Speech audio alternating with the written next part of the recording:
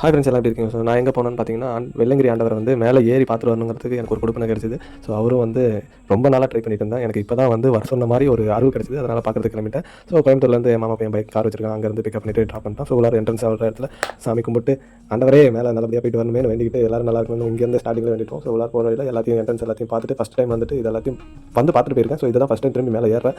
நல்லபடியாக மேலே ஏறணுட்டு அப்போலாம் வந்து கியூ போட்டுருந்தாங்க. அந்த கியூவில் தான் ஃபாலோ பண்ணிட்டு மேலே ஏறதுக்கு செக்அப் பண்ணிட்டு தான் ஏறணும். ஸோ இதெல்லாம் வந்து ப்ராக்டிஸ் இல்லாமல் போக முடியாதுங்கிறது எனக்கு தெரிஞ்சு நான் வந்து டெய்லியும் மேக்ஸிமம் பார்த்தீங்கன்னா ஒரு 3 கிலோமீட்டர் நடந்து போயிட்டு வர மாதிரி நான் ப்ராக்டிஸ் பண்ணிட்டு இருந்தேன். அதனால தான் என்னால் ஏற முடிஞ்சது. 30 வயசுக்கு மேலே இருக்கிறவங்களுக்கு வந்து பிபி எல்லாம் செக் பண்ணிட்டு தான் வந்து அனுப்புவாங்க. ஸோ இது கவர்மெண்ட் ரூல்ஸ் வந்து ஃபாலோ பண்ணணும். அதனால் வந்து எல்லாம் பிபி இதெல்லாத்தையும் செக் பண்ணிட்டு தான் மேலே அனுப்பி விட்டாங்க. ஸோ ப்ளஸ் இன்னொன்று அங்கே வந்து கவர் எடுத்துகிட்டு போகக்கூடாதுன்னு சொல்லிட்டு கவர் என்னென்ன ஸ்நாக்ஸ் வாங்கணுமோ அது எல்லாத்தையும் பிரிச்சுட்டு நியூஸ் பேப்பரில் எல்லாம் ஃபோல்ட் பண்ணி கொடுத்துட்டாங்க. அதை எடுத்துகிட்டு போய் அங்கேருந்து வச்சிட்டோம். ஸோ போகிறதுக்கு முன்னாடி வந்து கம்பு எடுத்துகிட்டு போகணும். அது அங்கே இருக்கும். ஸோ காசு போட்டு வாங்குறது இருக்கும். ஸோ நாங்கள் காசு போட்டு வாங்கல. நாங்கள் அங்கே ஆல்ரெடி யூஸ் பண்ணிட்டு அங்கே வச்சிருந்த கம்பு தான் எடுத்துகிட்டு நாங்கள் போனோம். படிக்கட்டு ஏறதுக்கு முன்னாடி ஒரு சிவன் இருப்பார். அவரையும் கும்பிட்டு அப்படியே ஸ்டார்ட் பண்ணிட்டோம். நாங்கள் ஏறதுக்கு நைட் 1 மணிக்கு. கம்பு இல்லாமல் நடக்க முடியாது. ப்ராக்டிஸ் இருந்தால் நடக்கலாம். ஆனால் ரொம்ப கொஞ்சம் செங்குத்தான பாதெல்லாம் இருக்குது. ரொம்ப கஷ்டமாக தான் இருந்தது எனக்கு அந்தளவுக்கு தெரியல. ஸோ நாங்கள் லைட் வாங்காமல் போயிட்டோம். ஸோ ஃபோனில் இருந்த சார்ஜ் வச்சுட்டு அப்படியே போயிட்டோம். நைட் 1 மணிக்கு ஸ்டார்ட் பண்ணோம். 7 மலை தாண்டி போகணும். ஸோ ஃபஸ்ட் மலை பார்த்தீங்கன்னா 1300 படிக்கட்டு.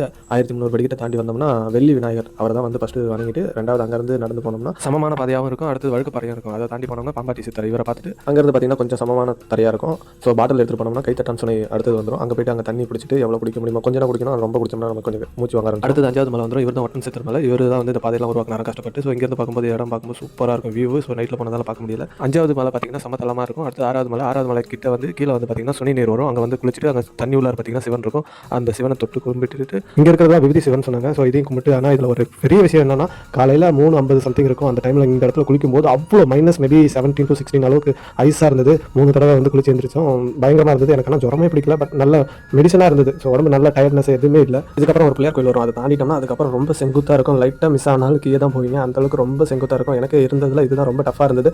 ஒரு வழியாக நல்லபடியாக மேலே ஏறி வந்துட்டு வந்தாச்சு. ஸோ இங்கே மேலே வந்த உடனே பார்த்தீங்கன்னா ஃபுல் அண்ட் ஃபுல் ஒரு சைடு ஃபுல்லாக வந்து சூளம் குத்திருப்பாங்க. நிறைய பேர் வேண்டுதலுக்காக எடுத்துகிட்டு வந்து அங்கே குத்தி வச்சுட்டு அந்த அவங்க வேண்டுதலை நிறைவேற்றிட்டு போகிறாங்க. இங்கே வந்த உடனே ஒரு பிள்ளையார் கோயில் இருக்கும். அதுக்கப்புறம் ஒரு 3-4 லிங்கம் ஒன்றா இருக்குது. இதை தாண்டி வந்து நடந்து போனோம்னா உள்ளார தான் வந்து வெள்ளங்கிரி ஆண்டவர் பார்ப்போம். அதை பார்க்கும்போது ஒரு உற்சாகம் இருக்குங்களே, அவ்வளோ ஆர்வமாக இருக்கும். ஏன்னா வந்து இவ்வளோ தூரம் தாண்டி வந்து இவரை பார்க்கறதுக்கு தான் வந்திருக்குமான்னு பார்க்க சின்னதாக தான் இருக்கும். பட் ஆனால் ரொம்ப பவர்ஃபுல் ஏரியா. இது எல்லாத்தையும் கடந்து வர்றதுக்கான ஒரு அருள் கொடுத்தவர் இவர் மட்டும்தான். ஒரு வாழ்க்கை தத்துவத்தை வந்து புரியப்படுத்திட்டாரு. என்னன்னா இவ்வளோ தூரம் ஸ்டார்டிங்கில் கொஞ்சம் கஷ்டமாக இருந்தது, திரும்பி கொஞ்சம் நல்லா இருந்தது, திரும்பி கஷ்டமாக இருந்தது, திரும்பி நல்லா இருந்தது. ஒரு இடம்லாம் ரொம்ப ஹெவியாக டஃப்பாக இருந்தது. ஸோ இந்த மாதிரி விஷயங்கள்லாம் அனுபவம் ட்ராவல் பண்ணால் மட்டும்தான் கிடைக்கும். சில விஷயங்கள் சொல்லி புரியாது. சில விஷயங்கள் அனுபவிச்சு பார்த்தா மட்டும்தான் புரியும். ஸோ என் லைஃப்பில் அதை நான் வந்து ரொம்ப என்ஜாய் பண்ணிட்டு இருக்கேன். ஸோ ஒர்க்காக இருந்தாலும் சரி, லைஃபாக இருந்தாலும் சரி, எல்லாமே முடிஞ்ச அளவுக்கு ஓரளவுக்கு ஈக்குவலாக ஹேண்டில் பண்ணிட்டு போகணுங்கிறது புரிஞ்சிடுச்சு. இந்த இடத்துக்கு வரதுக்காக நிறைய பேர் வந்து போகணும்னு சொல்லி வருஷ கணக்காக இருக்கும் நிறைய பேருக்கு. பட் நான் நினச்சது 2 வருஷம் நினச்சேன். 2வதுலேருந்து 3வது வருஷமே எனக்கு வந்து இந்த ஒரு அறிவு கிடைச்சது. ரொம்ப பெரிய கொடுப்பனையாக இருந்தது. ஸோ அங்கேருந்து கீழே வந்துட்டு நல்லா ஒரு நிம்மதியான ஒரு சாமி ஃபுல்லாக கும்பிட்டுட்டு சில பேருக்கு கீழே இருந்து அருள் கொடுத்தாங்க. சில பேருக்கு ரொம்ப கஷ்டப்பட்டு போனவங்களுக்கு மேலே இருந்து அருள் கொடுத்தாங்க. அதுதான் வாழ்க்கையில் கஷ்டப்பட்டால்